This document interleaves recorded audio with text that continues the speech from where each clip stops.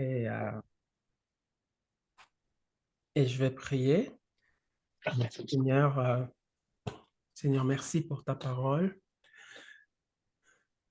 Merci pour ces choses, Seigneur, qui nous sont utiles parce que nous ne devons pas ignorer les desseins de l'ennemi, ses stratégies, ses ruses et ce qu'il a reçu malheureusement de pouvoir faire, ses limites, mais aussi ses possibilités malignes à notre égard. Et Seigneur, tu nous éclaires et tu nous montres comment nous prémunir, Père éternel, des œuvres du malin et des stratégies du malin. Seigneur, merci pour ce moment de partage. Bénis ta parole au nom de Jésus. Amen. Amen. Amen. Merci Seigneur. Amen, amen. Donc, Merci Jacques. avec plaisir. Donc, la dernière fois, en fait, donc ça remonte à 3 semaines, ouais, on avait, on avait parlé des, d'un parallèle, en fait, entre les 7 nations méchantes que Josué devait liquider, exterminer pour entrer dans la terre promise. Et on avait comparé en fait ces 7 nations à des esprits méchants. Et c'est vrai en fait que quand on regarde la racine, l'étymologie hébraïque de chacune de ces nations, ben on s'aperçoit que c'est des définitions démoniaques, des définitions mauvaises. Leur sens, voilà, le sens de ces nations, c'est un sens démoniaque et mauvais. Et donc, on va regarder justement ensemble, parce que j'ai mis... alors vous arrivez à voir? Oui, c'est bon. Et alors ça, c'était l'esprit de servitude. Mais au départ, c'est cette puissance des ténèbres. Donc, c'est dans Deutéronome 7, hein, verset lorsque l'Éternel, ton Dieu, t'aura fait entrer dans le pays où tu te rends pour en prendre possession, et qu'il aura chassé devant toi de nombreuses nations, les Hittites ou les Étiens, les Girgasiens, les Amoréens, les Cananéens, les Phérésiens, les Éviens, les Jébusiens, ces 7 nations plus nombreuses et plus puissantes que toi. Et ça renvoie au monde des ténèbres, parce que dans le monde des ténèbres aussi, les puissances de ténèbres sont, si on ne connaît pas le Seigneur, si on n'est pas connecté avec le Seigneur, ces puissances de ténèbres sont plus puissantes que nous. Elles sont plus nombreuses et plus puissantes que nous. Plus nombreuses, je ne sais pas, parce qu'il n'y a qu'un tiers des anges qui ont chuté, hein. Mais en tout cas, elles sont plus puissantes que nous. Et pour Josué, il était face au même dilemme devant ces nations méchantes qui étaient plus puissantes que lui. Euh, la seule façon qu'il avait de les vaincre, en fait, c'était que Dieu soit avec lui et et qu'il se soumette à Dieu dans son combat contre ces nations. C'est en se soumettant à Dieu qu'il a pu triompher, en fait, de ces nations. Et donc, euh,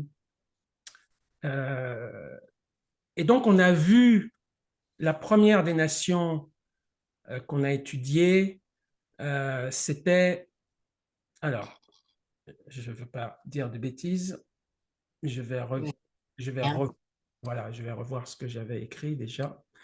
La première de ces nations, donc, c'était le monde, l'esprit du monde. Alors, pourquoi l'esprit du monde? Parce que, alors, c'est bizarre parce que j'ai enlevé ce que j'avais commencé, je l'ai enlevé. Parce que, en fait, si on regarde, comment dirais-je, si on regarde l'étymologie de chacun de ces mots,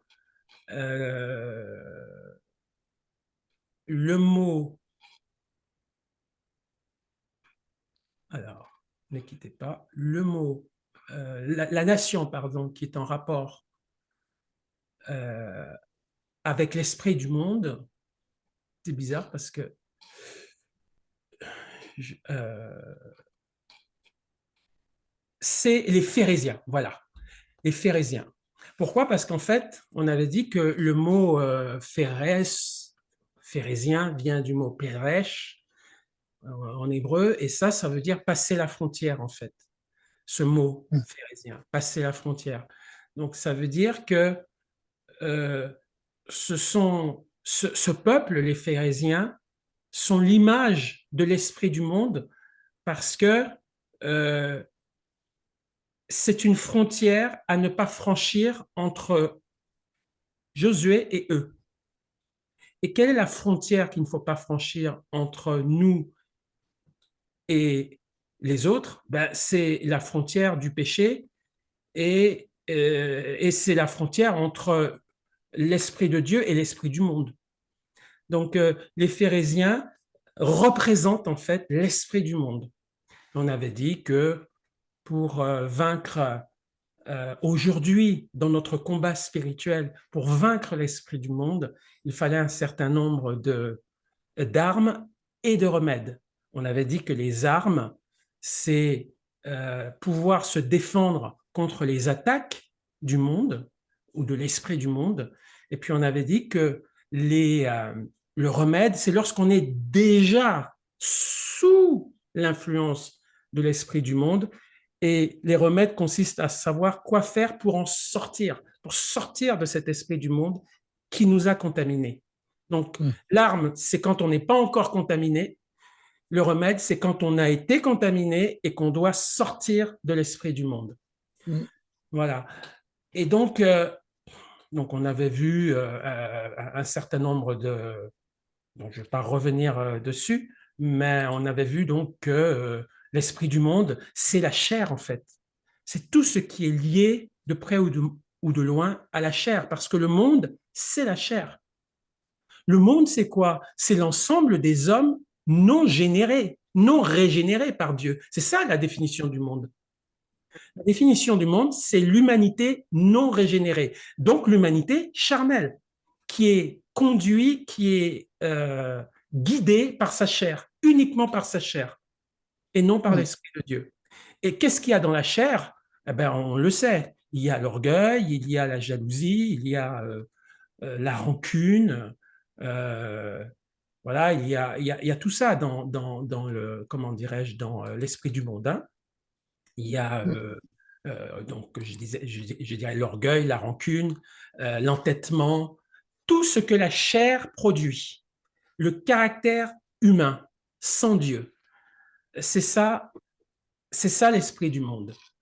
Mm. Et je crois qu'on avait vu aussi un verset qui résume. On a vu plusieurs versets d'ailleurs qui résument ça, qui résument l'esprit du monde. Euh, C'était, alors, essentiellement, je crois, dans Éphésiens, euh, Galates aussi, Galates chapitre 5, les œuvres de la chair sont manifestes, ce sont l'impudicité, les jalousies, etc. Donc tout ça, ce sont les fruits de l'esprit du monde. Voilà, et puis la convoitise, la haine. On avait vu des exemples, hein. On avait vu l'exemple, par exemple, pour la haine, on avait vu l'exemple d'Absalom, qui a conçu de la haine envers Amnon, son frère, parce que son frère avait couché avec sa demi-sœur.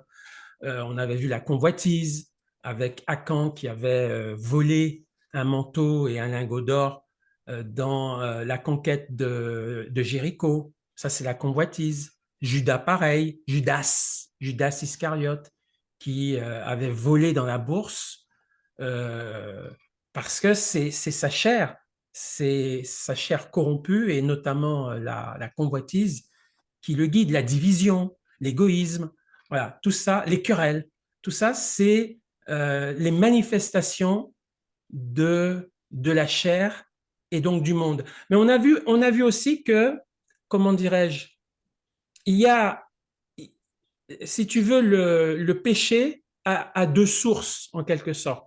Il y a une source humaine, c'est-à-dire la chair, Et puis, il y a une source, donc une source intérieure.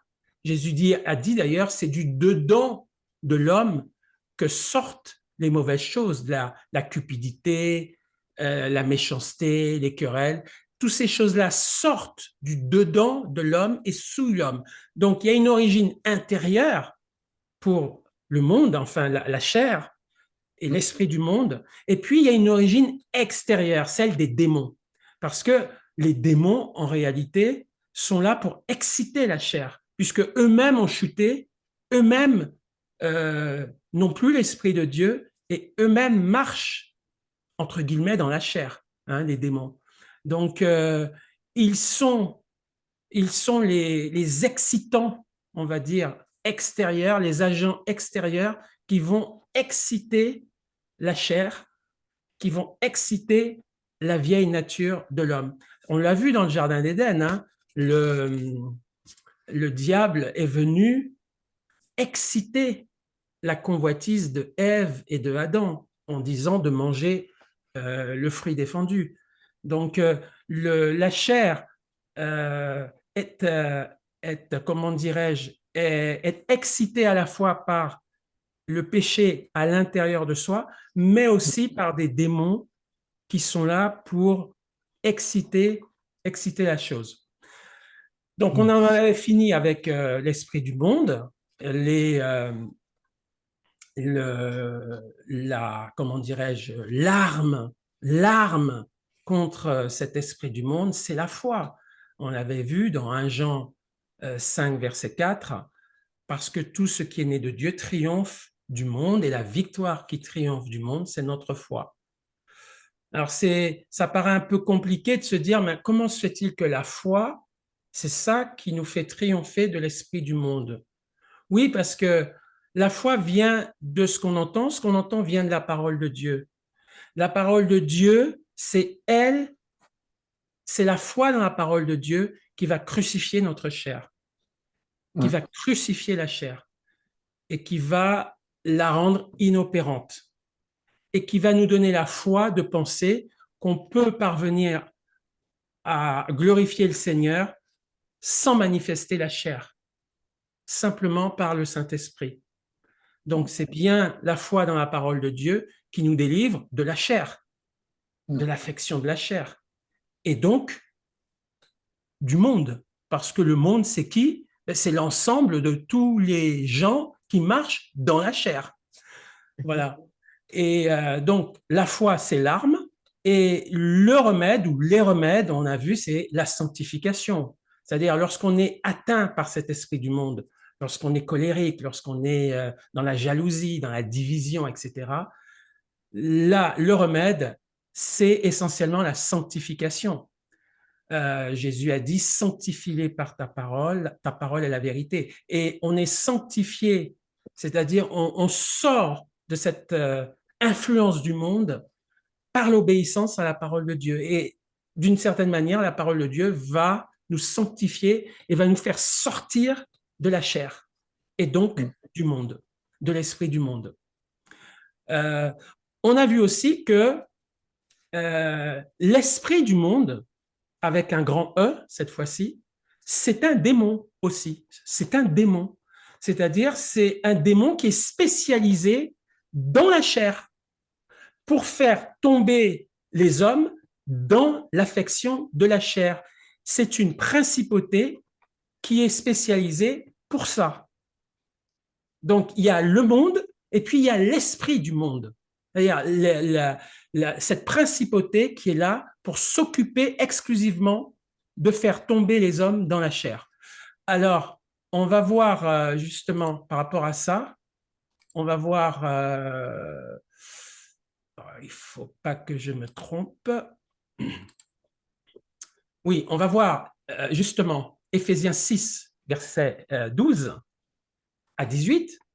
La Bible dit, car nous n'avons pas à lutter contre la chair et le sang, mais contre les dominations, contre les autorités. Alors, je vais baisser un petit peu la résolution. Voilà. Contre les dominations, contre les autorités, contre les princes de ce monde de ténèbres, contre les esprits méchants dans les lieux célestes. C'est pourquoi prenez toutes les armes de Dieu afin de pouvoir résister dans le mauvais jour et tenir ferme après avoir tout surmonté. Tenez donc ferme, ayez à vos reins la vérité pour ceinture, revêtez la cuirasse de la justice, etc., etc. On s'aperçoit au verset 12 qu'il y a une hiérarchie dans le monde de ténèbres. Il y a une hiérarchie. Ouais. Il y a les dominations, il y a les autorités et il y a les princes. Donc tout ça, et puis il y a les esprits méchants. Voilà, tout ça, ce sont des autorités démoniaques avec des rangs différents. Voilà. On peut penser que les princes de ce monde de ténèbres sont les plus hauts. Mais dis donc, ils mettent dans les lieux célestes, donc c'est pas sous terre, c'est dans le ciel qu'ils ont un rang alors. Contre les esprits méchants dans Oui. les lieux célestes, ouais. Ouais. Mais malheureusement, on sait que les démons sont sur terre hein, aussi, hélas, puisque des gens sont possédés d'esprits méchants. Donc les esprits méchants errent sur terre. Hein.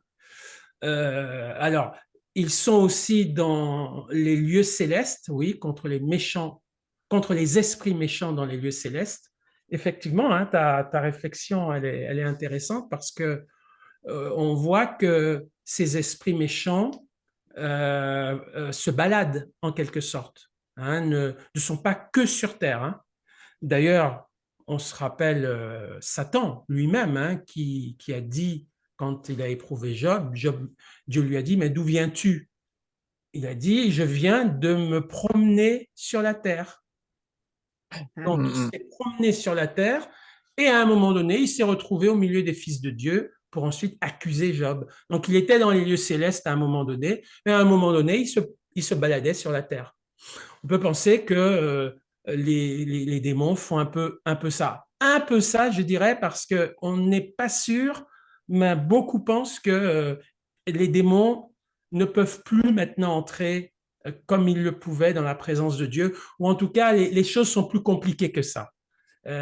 C'est beaucoup moins évident pour eux de venir dans la présence de Dieu, quoiqu'ils peuvent toujours continuer à accuser.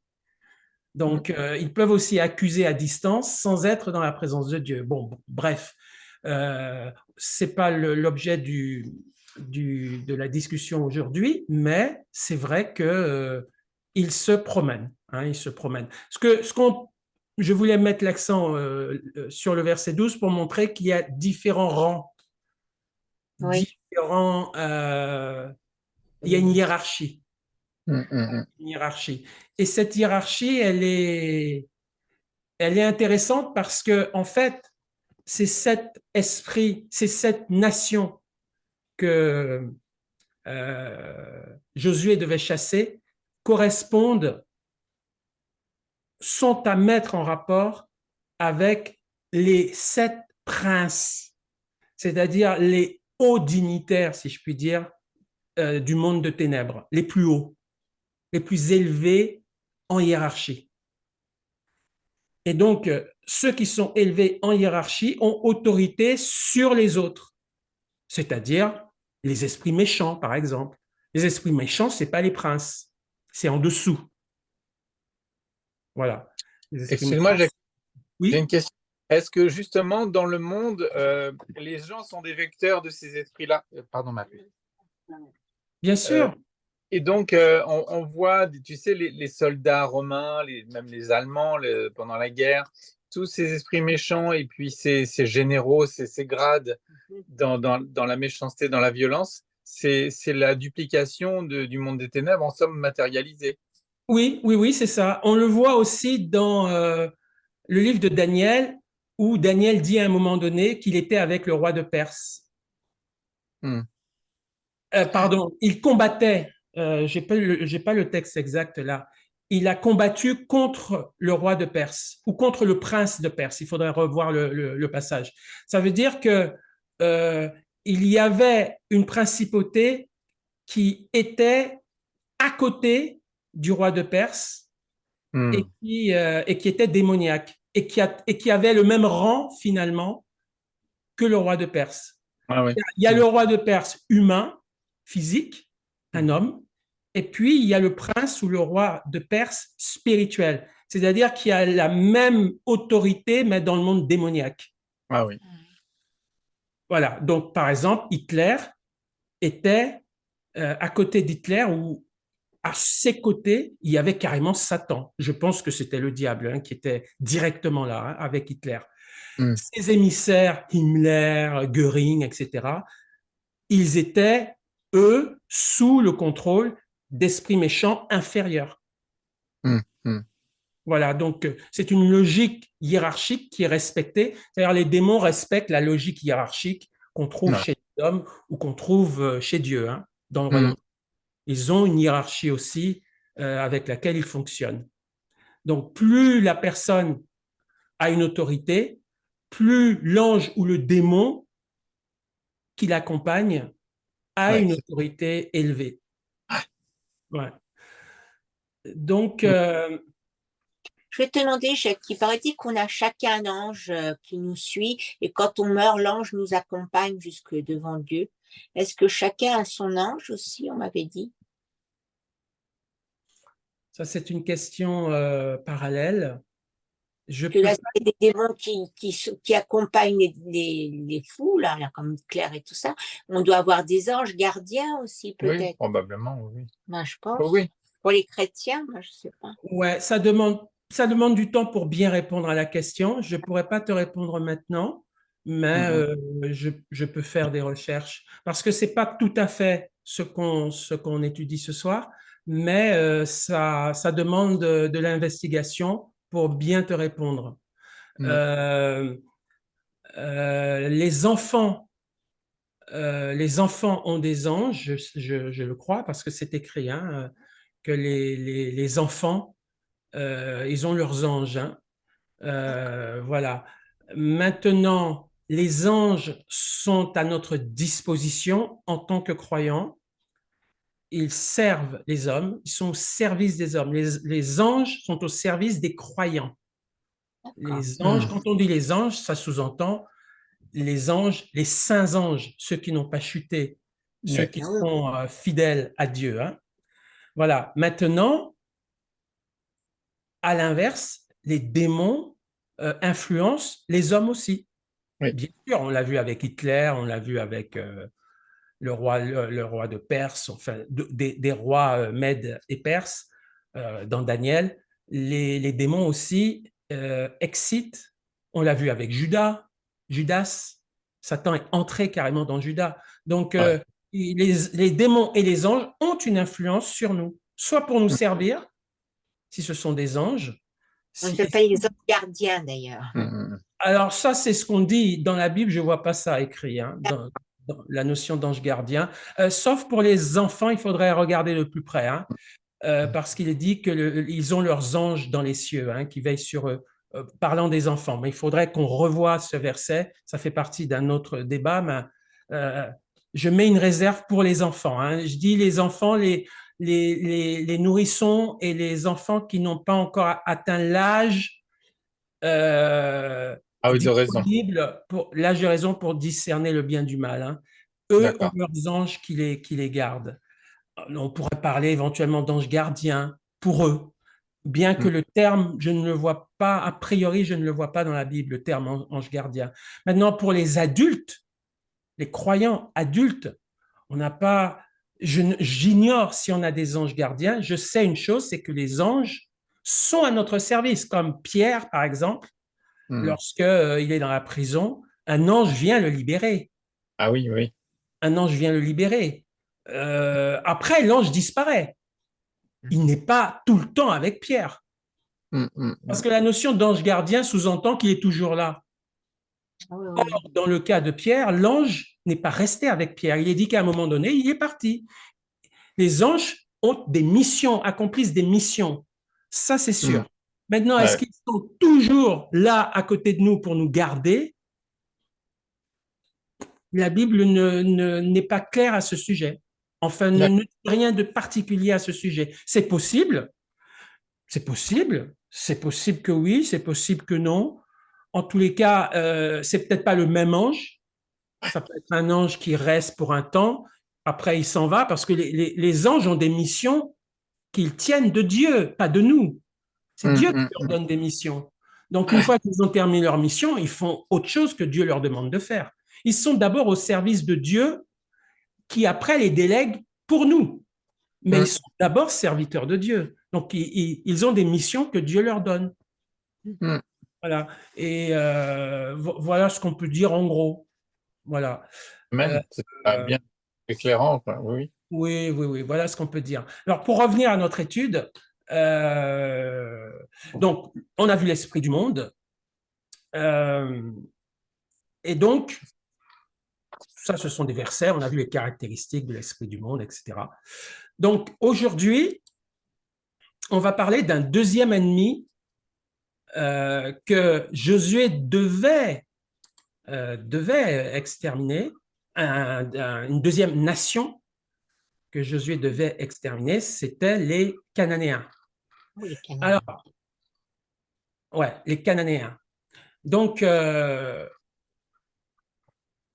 Cananéen, ça vient de Cana. Cananéen, ça vient de Cana.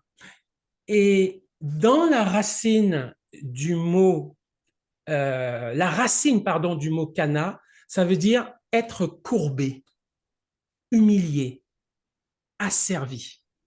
Donc, on voit bien la caractéristique des Cananéens. C'était des gens que Satan a tenté d'utiliser pour humilier, asservir Israël.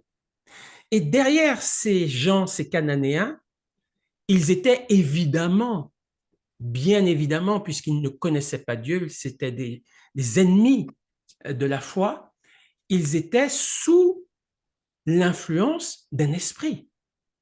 Et cet esprit, c'est l'esprit de servitude, puisque le mot lui-même cananéen veut dire courbé, humilié, asservi. Donc c'est bien l'esprit de servitude qui les guidait, qui les manipulait. Et l'esprit de servitude, là, on en revient à Éphésiens chapitre 6, verset 12, c'était pas une personne, c'est bien une autorité, un prince, dont le but était d'asservir Israël au travers des Cananéens, de ce peuple. Et là, on va donc regarder un petit peu ce qu'est l'esprit de servitude, comment dirais-je, ce qu'est la servitude et ce qu'est l'esprit de servitude. C'est deux choses différentes, hein? Mais alors, en fait, ça revient au même. Hein? Mais l'esprit de servitude, on va regarder donc de quoi il s'agit. Et j'aimerais justement, par rapport à ça, qu'on regarde un passage dans Job, justement, par rapport à l'esprit de servitude. Job, chapitre 1. Alors, c'est pas facile pour moi parce que je ne sais pas faire en fait les montages vidéo. Tu débrouilles bien. Voilà, je dois les faire, hein, les montages vidéo. Donc, je suis un peu limité au départ parce que je fais des textes, voilà. Je fais des textes et je les montre après pour pallier au fait que je ne sais pas faire les fameux coupes et montages vidéo. Mais enfin, c'est pas grave. Donc, je disais, Job chapitre 1, on va lire chapitre 1 et puis Job chapitre 2. Job a une conversation avec Dieu pour accuser, Satan a une conversation avec Dieu pour accuser Job. Et Satan dit au chapitre 1, verset 11, « Mais étends ta main, touche à tout ce qui lui appartient, et je suis sûr qu'il te maudit en face. » L'Éternel dit à Satan, « Voici tout ce qui lui appartient, je te le livre. Seulement, ne porte pas la main sur lui. » Et Satan se retira de devant la face de l'Éternel. Et puis, au chapitre 2 et au verset 4 à 8, il est dit, donc c'est ici, là, « Et Satan répondit à l'Éternel, peau pour peau, tout ce que possède un homme, il le donne pour sa vie. mais étends ta main, touche à ses os et à sa chair, et je suis sûr qu'il te maudit en face. L'Éternel dit à Satan, voici, je te le livre, seulement épargne sa vie. Et Satan se retira de devant la face de l'Éternel, puis il frappa Job d'un ulcère malin, depuis la plante du pied jusqu'au sommet de la tête. Et Job prit un tesson pour se gratter et s'assit sur la cendre. Alors, exprès, j'ai pris ce passage. Je l'ai pris parce que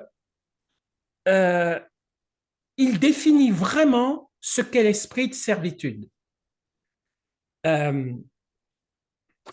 L'esprit de servitude, on peut dire par rapport à l'esprit du monde, vous voyez, l'esprit du monde, il est à la fois, c'est un esprit, hein, bien sûr, qui va exciter la chair en nous, ou qui va utiliser des agents, des personnes du monde pour nous faire du mal, par la haine, par la jalousie, etc. Alors que là, l'esprit de servitude, on voit bien que c'est vraiment quelque chose d'extérieur à nous, essentiellement. C'est-à-dire que c'est un esprit, ce sont des esprits qui sont là pour nous asservir. C'est vraiment extérieur là. C'est pas quelque chose d'intérieur, c'est quelque chose vraiment d'extérieur. Et l'asservissement va consister en quoi? Eh bien, l'asservissement de cette principauté, de ce prince de ténèbres qui a sous ses ordres un grand nombre d'esprits méchants, de démons. Tous ces démons et le chef suprême, c'est-à-dire non seulement Satan, mais le prince, cet esprit ténébreux hein, de servitude, vont utiliser deux techniques. La première technique, elle est hors du corps. Elle va être de diminuer les ressources qu'on a, de nous diminuer d'une manière ou d'une autre extérieurement, c'est-à-dire de nous priver d'un bien, d'un droit. C'est une spoliation de manière à écraser la personne, de manière à ce que la personne soit dépendante, asservie. Voilà, donc c'est une spoliation extérieure, mais aussi c'est aussi une spoliation intérieure par la maladie en particulier ou par une addiction. On va voir les différents modes par lesquels l'esprit de servitude agit. Donc c'est vraiment là extérieur essentiellement et ça utilise des moyens pour réduire la liberté de quelqu'un, soit par sa santé, soit par ses moyens, sa santé mentale, sa santé physique, sa santé psychologique, ou par des moyens extérieurs pour enfermer la personne, la réduire à l'impuissance et en faire une personne prisonnière, asservie. Voilà. Donc, ça, c'est je dirais, le but de l'esprit voilà, de l'esprit de servitude. Et donc je reviens à ce que nous disions. Qu'est-ce que dit Jésus, lui? Jésus dit, dans Galates 5, verset 1, c'est pour la liberté que Christ nous a affranchis. Demeurez donc fermes et ne vous laissez pas mettre de nouveau sous le joug de la servitude. On voit clairement dans ce verset que Dieu n'est pas l'auteur de la servitude et Dieu nous demande de chercher par tous les moyens à échapper à l'esprit de servitude, à la servitude, et à demeurer ferme et de ne pas accepter aucune forme de servitude. On va relire le verset que je viens de lire là, dans Galates chapitre 5. C'est pour la liberté que Christ nous a affranchis. Demeurez donc fermes et ne vous laissez pas mettre de nouveau sous le joug de la servitude. Et puis 1 Corinthiens 6, 12, tout m'est permis, mais tout n'est pas utile. Tout m'est permis, mais je ne me laisserai asservir par quoi que ce soit. Amen. Amen. Donc, Amen. nous avons une responsabilité face à cet esprit de servitude à résister, à lui résister. Et on va voir donc maintenant les caractéristiques de cet esprit de servitude. Alors, la première caractéristique de l'esprit de servitude, c'est très proche d'ailleurs, les deux mots sont très proches, c'est l'esclavage. C'est l'esclavage. Et à chaque fois, on va voir des versets par rapport à chaque caractéristique de l'esprit de servitude. Donc, c'est l'esclavage. On pense bien sûr aux Hébreux en Égypte, mais on pense bien sûr à toutes les formes d'esclavage que l'humanité a connues, que ce soit toutes les nations, de toute façon, il faut se dire une chose, la plupart des nations ont pratiqué l'esclavage. Les Égyptiens ont mis les Hébreux en esclavage.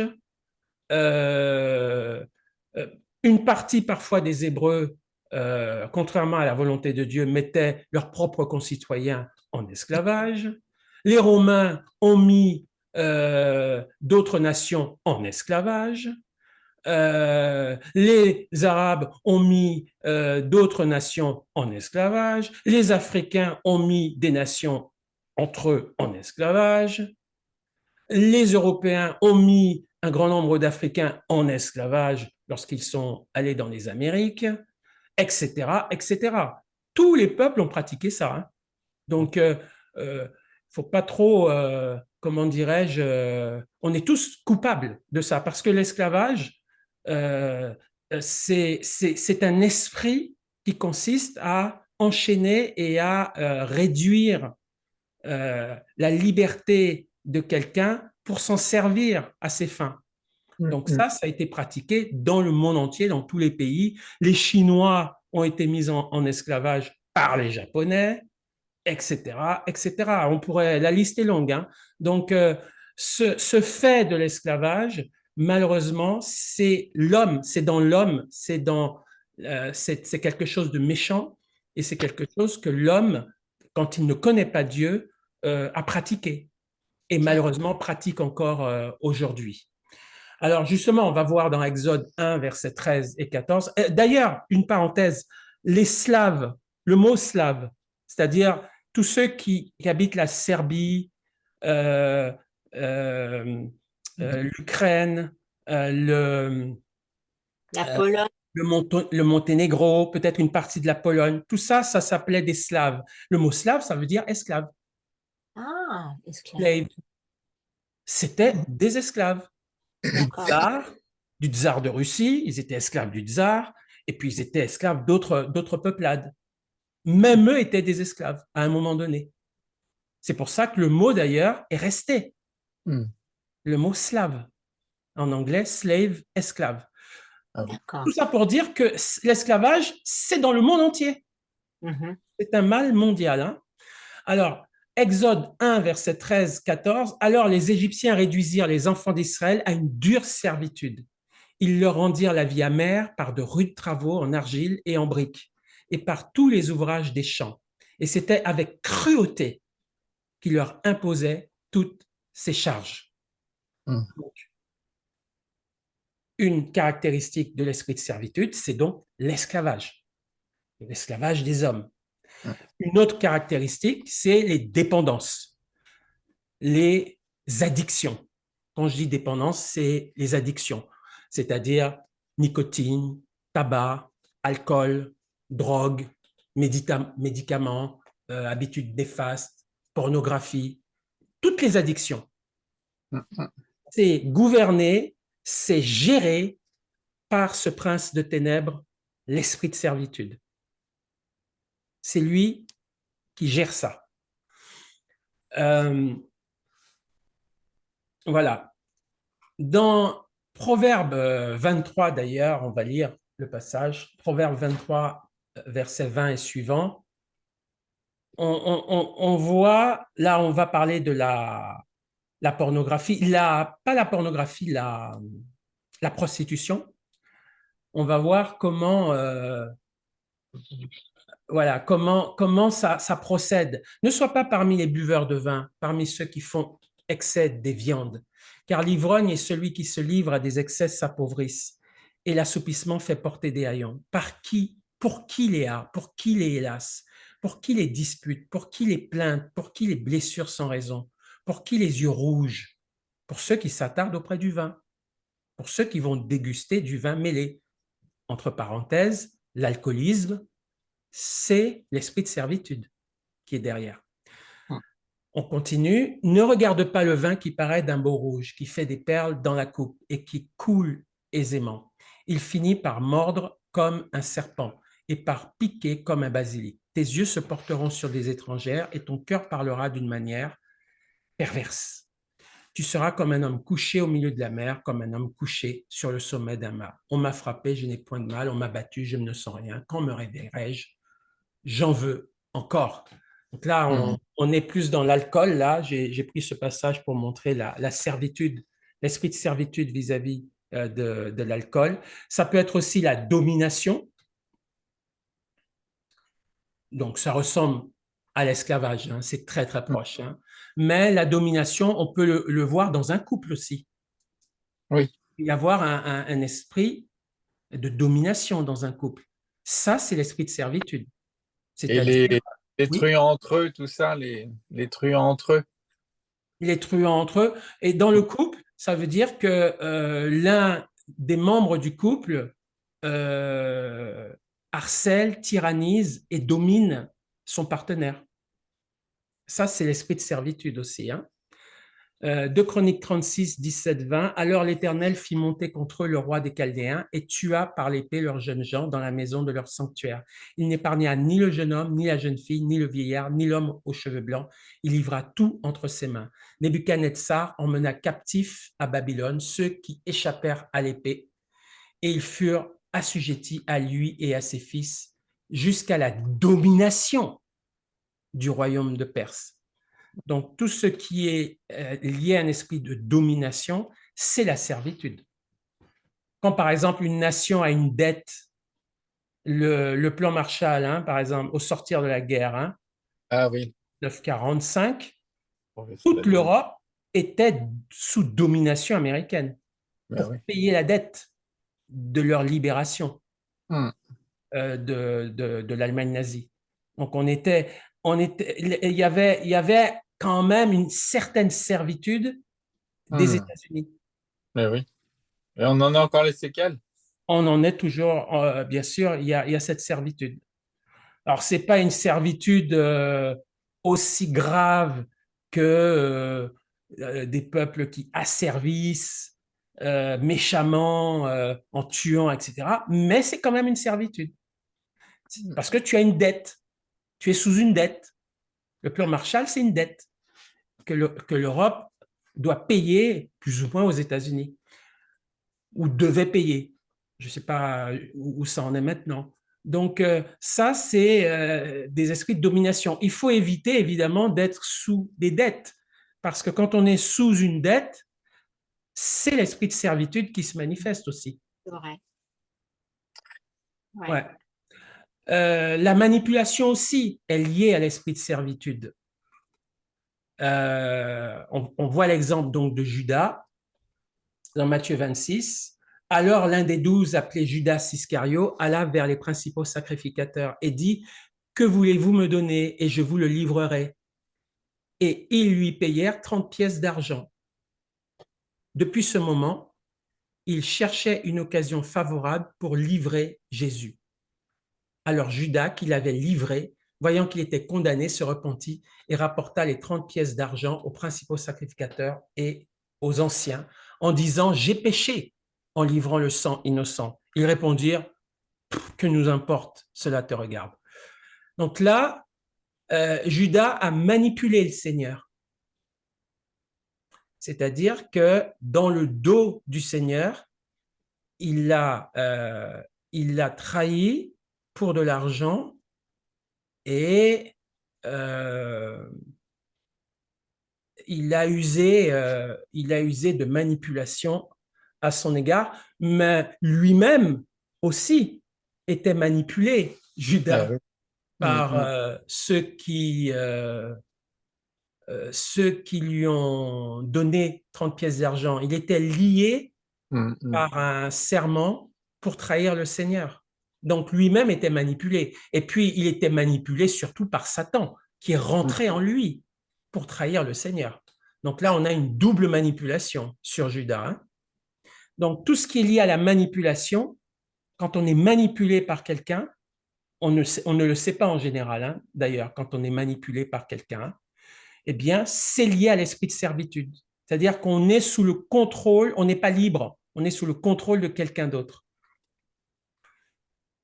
Le vol, encore une fois l'exemple de Judas, un de ses disciples, Judas Iscario, fils de Simon, celui qui devait livrer, dit, pourquoi n'a-t-on pas vendu ce parfum 300 deniers pour les donner aux pauvres? Il disait cela non qu'il se mit en peine des pauvres, mais parce qu'il était voleur et que tenant la bourse, il prenait ce qu'on y mettait.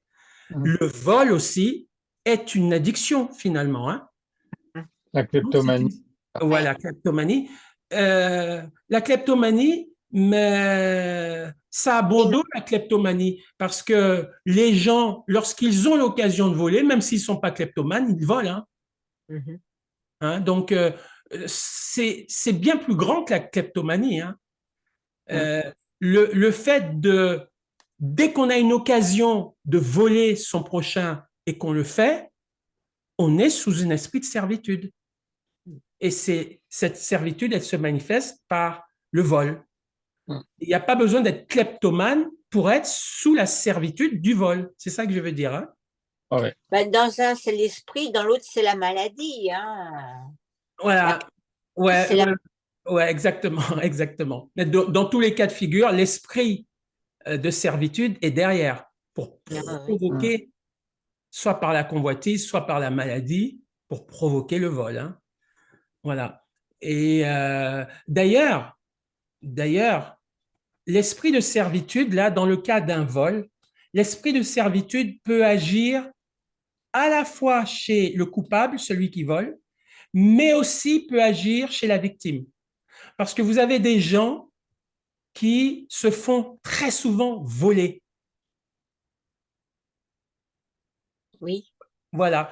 Et le fait d'être très souvent volé peut aussi indiquer qu'il y a un esprit de servitude sur soi, un lien qui fait qu'on est toujours volé, spolié. Et donc, il faut couper ce lien de servitude qui fait qu'on est toujours l'objet ou la victime d'un vol. D'accord. Voilà. Et ça ressemble à quoi, ça, Jackie, le fait d'être toujours volé? Il y a un esprit, c'est quoi? Mais On c'est vient dû de à le dire. quoi? C'est Mais dû à quoi? je viens de le dire. Non, non, Derrière ça, c'est c'est l'esprit. un esprit de servitude qui est là. Maintenant, pour connaître les détails, savoir pourquoi cet esprit de servitude est là, pourquoi on se fait toujours voler, spolier, là, ça demande de la prière, ça demande de la révélation, ça demande de questionner le Seigneur pour savoir d'où ça vient. Il y a eu peut-être des mauvais esprits, des gens qui ont tourné des tables ou des choses comme ça diaboliques, quoi. Peu importe, il faut prier le Seigneur pour savoir d'où ça vient. Amen. Mais une chose est sûre, l'esprit de servitude chapeaute, contrôle, est aux manettes. Amen. Parce qu'il s'agit de te maintenir dans la pauvreté par ce vol. Et donc, quand tu es dans la pauvreté, tu es lié, tu es diminué, tu es prisonnier. C'est une prison, la pauvreté, quand elle est d'origine démoniaque, en tout cas, hein. C'est une prison. Après, on va voir justement tout à l'heure les, comment dirais-je, l'arme contre l'esprit de servitude et surtout les remèdes contre l'esprit de servitude. Donc là, le vol, alors je disais, le vol, quand on est victime, l'esprit de servitude est aux manettes, mais quand on est le voleur, on est aussi sous un esprit de servitude. On est aussi sous un esprit de servitude. Celui qui vole est sous un esprit de servitude. Il est manipulé, ouais. Il est manipulé. Ouais. Luc 22, versets 3 à 6. Or, Satan entra dans Judas, surnommé Iscariote, qui était du nombre des 12. Et Judas alla s'entendre avec les principaux sacrificateurs et les chefs des gardes sur la manière de le leur livrer. Ils furent dans la joie et ils convinrent de lui donner de l'argent. Après s'être engagés, ils cherchaient une occasion favorable pour leur livrer Jésus à l'insu de la foule. Là, ça peut répondre un peu à ta question, Brigitte. Dans le cas de Judas, la porte que Judas a ouverte face à l'esprit de servitude, c'est sa convoitise. Judas avait la convoitise dans le cœur. Et cette convoitise dans le cœur le poussait non seulement à voler, mais à trahir.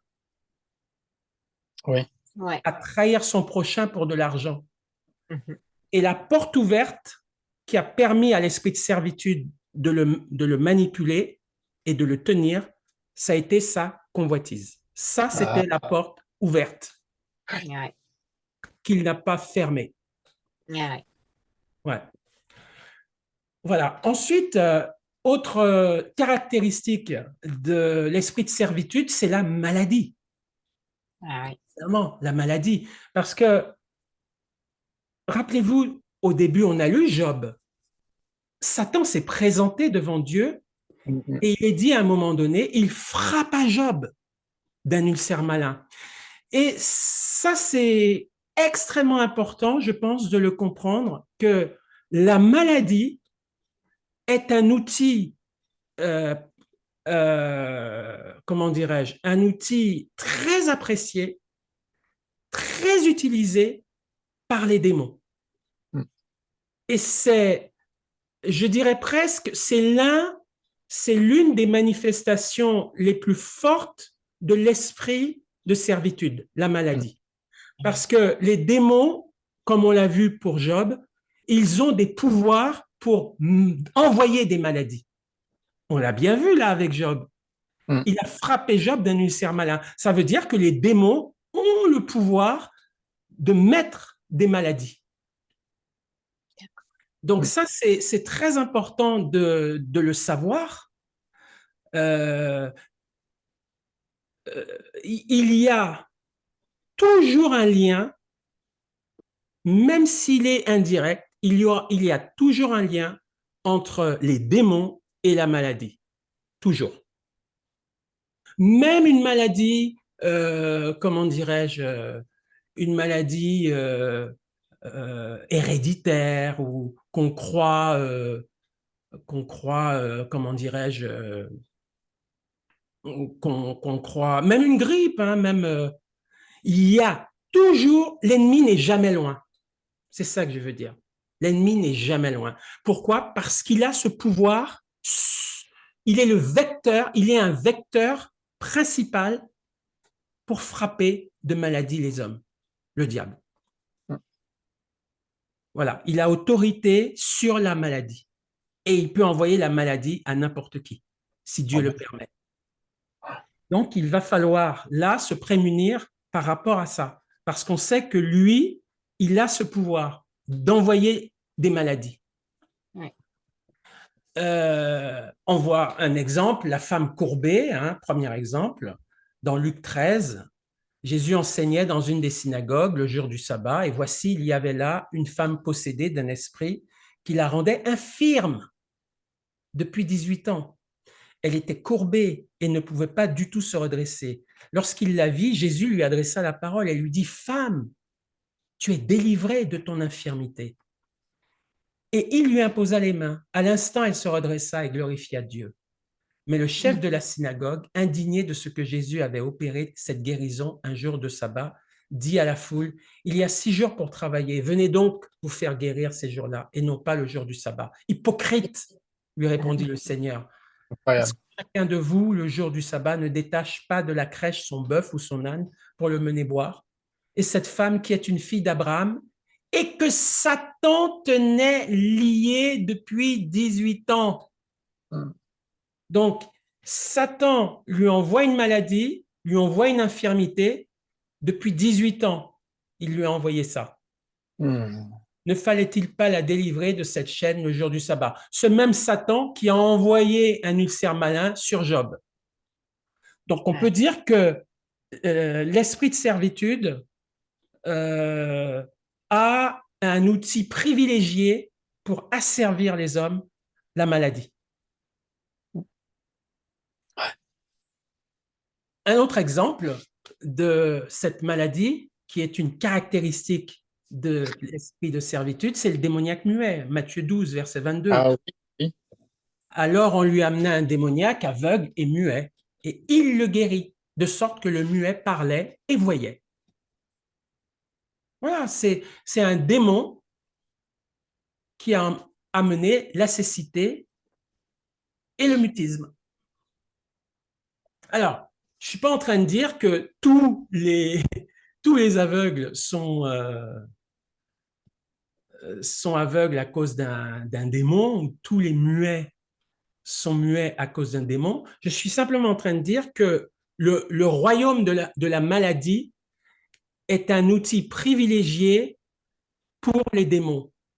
Ils peuvent s'en servir à souhait. Voilà. Cause, Jackie, est-ce qu'il y a toujours une cause au début de quelque chose de tout ça? Il y a une cause toujours à effet, peut-être, non? Et c'est là que ça intervient. C'est-à-dire que, à mon sens, le mal, dans le mot maladie, il y a le mot mal. Le mal vient toujours du diable. Toujours. Ou du péché. Mais on l'a bien vu au départ. Quand Adam et Ève sont séduits, le mal originel vient du diable. S'il n'y avait pas le diable, ils ne seraient pas tombés dans le péché. Donc, c'est bien le mal originel vient du diable. Dans le mot maladie, il y a le mot mal. Le mal vient du diable. Donc, tout ce qui renferme le mal, il en est le géniteur ou il en est comment dirais-je, il en est l'un des utilisateurs privilégiés. Voilà. Après, une fois qu'on a dit ça, ça demande de la prière, de l'investigation, du jeûne, de la prière pour questionner le Seigneur et pour que le Seigneur nous montre à quel niveau ce mal est là, cette maladie est là, à quel niveau le diable est impliqué là-dedans et la source éventuelle de ce mal, mais d'une manière ou d'une autre, le diable est là-dedans quand même. Peut-être pas de manière directe, mais il n'est pas loin. Parce que le mal, au départ, vient de lui. Donc, la maladie, c'est-à-dire le mal physique, c'est ça la maladie, hein, le mal physique, il n'est jamais loin de ça. C'est son royaume, c'est son domaine. Envoyer des maladies, envoyer des plaies. Voilà. Donc, ça, je pense qu'il faut le savoir. Maintenant, être possédé d'un démon qui est aveugle et muet, ou être aveugle et muet sans être possédé d'un démon, ça, c'est des nuances. Ça, c'est des nuances que le Saint-Esprit va nous donner de pouvoir faire, de pouvoir discerner. Amen. Voilà, ça, c'est des nuances. Mais au départ, tout mal, le mal vient du malin. D'ailleurs, on l'appelle aussi le malin. C'est-à-dire le chef du mal. C'est ça le malin, hein, c'est le chef du mal. Voilà. Donc, d'une manière ou d'une autre, le diable n'est jamais loin quand il s'agit de maladie, quand il s'agit de cruauté, de souffrance, de mort, etc. Le diable n'est jamais loin. Maintenant, ça ne veut pas dire qu'on n'a pas ouvert de portes, comme on l'a vu pour Judas. Judas a ouvert des portes. Et c'est vrai que si on ouvre des portes, le diable agit, le diable entre. Il envoie sa maladie, il envoie sa malédiction. Voilà, donc à nous aussi de fermer des portes pour que le diable n'agisse pas.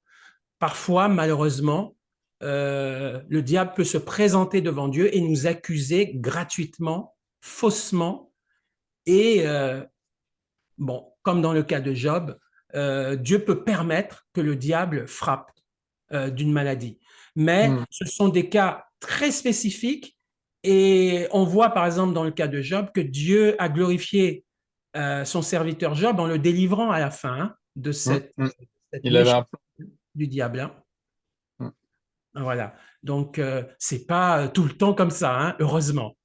Mais on voit dans le cas de Job donc que c'est bien une origine démoniaque, hein, la maladie de Job.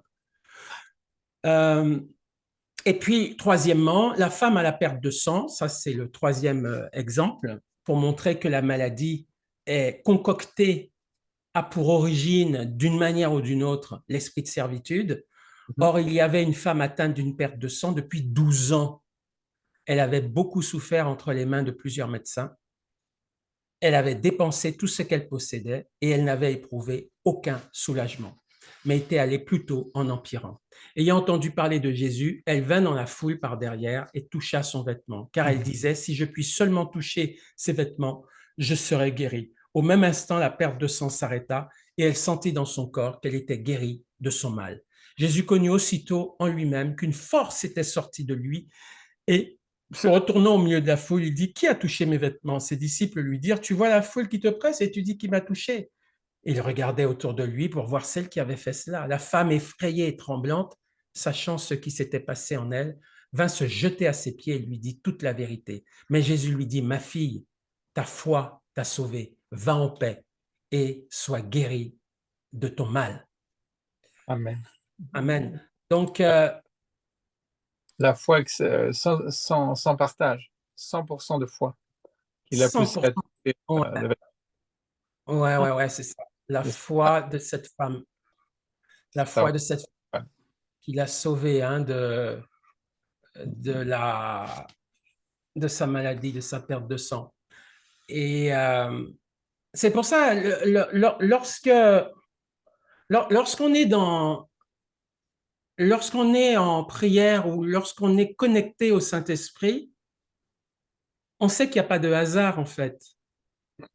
Et quand tout d'un coup on tombe malade ou on est frappé de telle ou telle chose, on sait que dans le monde spirituel, quelque chose s'est passé.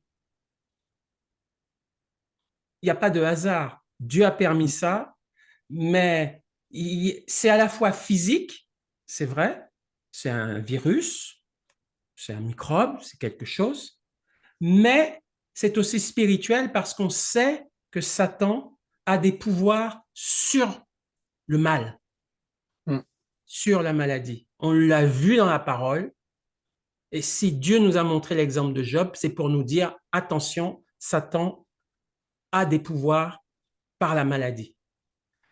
Donc, on est, d'une certaine manière, on doit toujours avoir les oreilles ouvertes, à la fois sur le plan physique, lorsqu'on est, lorsqu'on est victime d'une maladie quelconque ou d'une souffrance quelconque, mais on doit aussi avoir les oreilles ouvertes sur le plan spirituel, sachant qu'on a un ennemi qui a ce pouvoir de frapper. Ouais, voilà. Donc, ce qu'on peut dire, c'est que l'esprit de servitude, et je vais synthétiser maintenant, l'esprit de servitude, j'aurais pu parler d'ailleurs des phobies, hein, des phobies, hein, toutes les phobies, c'est géré aussi par l'esprit de servitude et aussi, on verra plus tard, par l'esprit de peur. Mais lorsqu'on est dans une paranoïa, lorsqu'on est dans la folie mentale, lorsqu'on est dans la phobie, c'est un esprit de servitude. C'est l'esprit de servitude qui gère aussi ça, hein, en partenariat, excusez l'expression, mais c'est celle que je trouve la meilleure, en partenariat avec l'esprit de peur. L'esprit de servitude et l'esprit de peur sont conjointement ensemble par rapport à ce qui est phobie, maladie mentale, asservissement de tous ordres. Voilà. Et donc, on va voir la prochaine fois, parce qu'il est déjà 22h45, on va voir la prochaine fois les armes que Dieu met à notre disposition, les armes spirituelles que Dieu met à notre disposition pour contrer cet esprit de servitude. C'est l'un des plus féroces parce qu'il diminue la personne, il humilie la personne et il fait beaucoup de mal à la personne. Quelqu'un qui ne voit pas, je ne sais pas si tu te rends compte, quelqu'un qui est aveugle, c'est un esprit de servitude parce que la liberté de la personne est atteinte, est diminuée. Elle est humiliée, écrasée, courbée parce qu'elle ne peut plus voir, ou quelqu'un qui ne peut plus entendre, ou quelqu'un qui est handicapé, qui ne peut plus marcher. Tout ça, c'est l'esprit de servitude qui est derrière pour asservir et faire du mal par l'asservissement. Et, et Jésus a vraiment manifesté sa puissance contre ces esprits, puisqu'il a guéri des milliers de gens lorsqu'il était sur terre.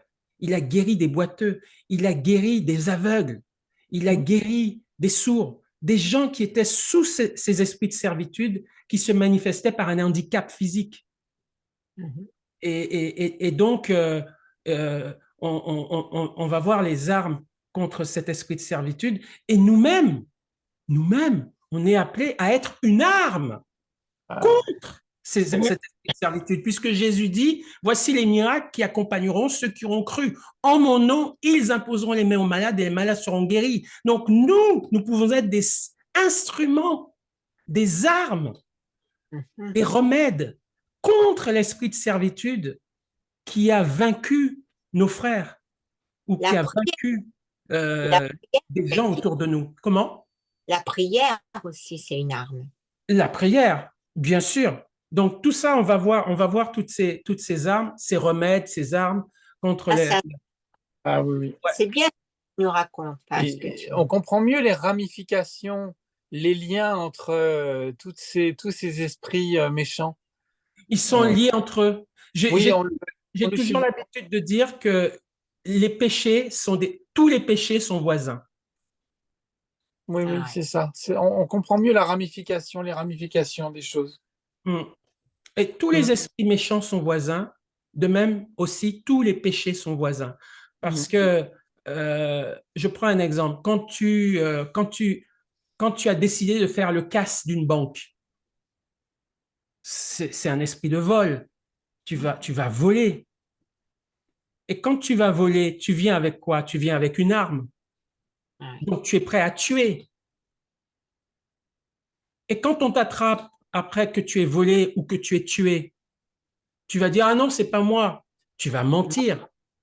Donc, en un seul coup, tu commets 3 péchés parce qu'en fait, les péchés sont voisins. Oui, oui. Un péché mène à un autre, qui mène à un autre, qui mène à un autre. Tu vas tuer, tu vas voler, tu vas mentir dans une même action. Ouais. Donc, on va voir les armes contre l'esprit de servitude et surtout les remèdes. Les remèdes, la délivrance, notamment la délivrance par le nom de Jésus, par le sang de Jésus, par la foi, le jeûne, la prière, comme tu as dit, etc. On va voir tout ça la prochaine fois parce que Dieu ne nous a pas l'autorité dans le Seigneur, comme je l'ai dit tout à l'heure. Voici les miracles qui accompagneront ceux qui ont cru. Donc, nous pouvons délivrer de l'esprit de servitude un grand nombre de personnes en leur imposant les mains, par exemple. Tu vois? Donc, on va voir tout ça la prochaine fois. Et ça nous éclaire, on va dire comme ça. Hein, ces choses-là nous éclairent et nous permettent de lutter contre les œuvres du diable. Voilà. Gloire à Dieu. Hein? Amen. Amen. Beaucoup. Merci.